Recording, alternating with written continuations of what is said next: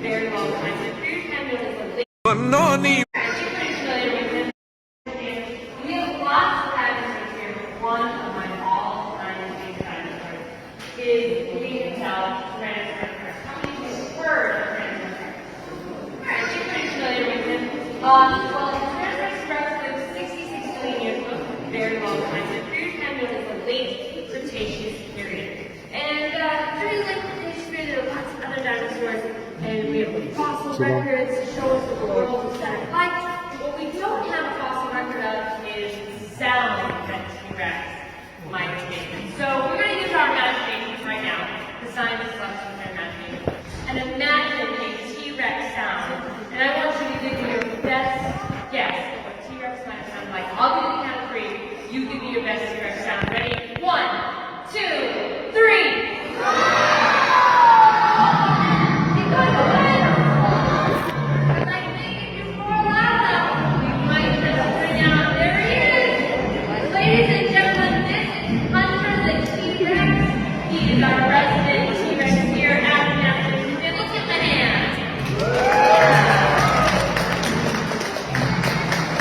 Now this is our T-Rex. He is actually not a full-grown adult. And just to give you an idea, this is an adult too. Well, got a 17-year-old T-Rex.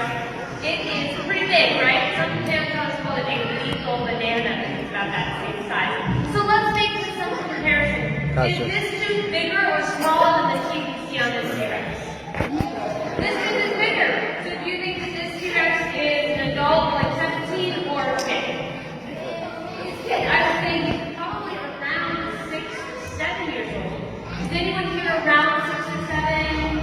Yeah, okay, good. So if you were a T-Rex, you'd be about this size.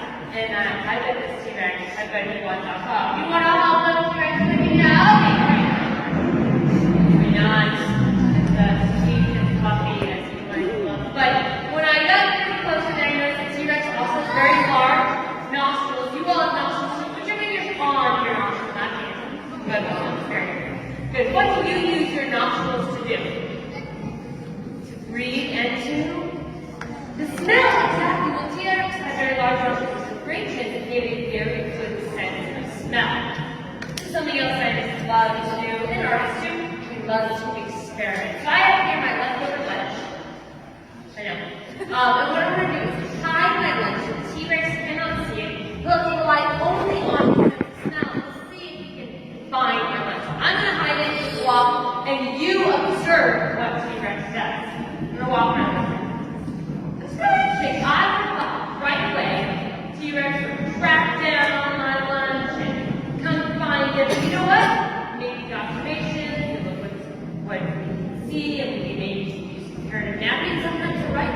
Sometimes you're wrong. That's a beautiful part about science. So maybe T-Rex will continue to use his sense of smell. Maybe use T-Rex, T-Rex, freeze! Okay.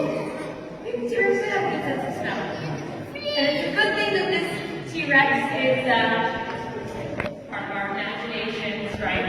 Because if I want to freeze, I just say freeze. If I want to unfreeze, I just say oh, no, I'm sorry, T-Rex. Oh, I forgot. He was a kid, and then he was afraid to happen that we I kind of confused him. He was disoriented, and oh, yeah, he definitely said he's having a tantrum right now. Well, unfortunately, I'm not really sure what to do with a pouting T-Rex. I guess that's it. The show is over. Sorry. Well, I do have one idea. In order to do this, I will need a very great volunteer, right? A volunteer. Cool. Leave your back here. You don't need that. And what's your name, my friend? Theo. Everyone say hello, Theo. Everyone say goodbye, Theo. Everybody say goodbye. Right? Theo, you. And what we'll do is we'll just we'll hide him. And why don't you just stick your arm out. And maybe we can kind of coax T-Rex to come back, like teach him some love and trust again. Kind of like the beginning of the rom-com. Sorry, T-Rex didn't mean to frighten you. Just to yell nine. Just want to apologize for frightening and swearing to you and you said, do you look? Right? See if maybe give a pat on the nose to get it close enough. And maybe like a dinosaur whisperer. Oh! You did it there! You come again! Look at this!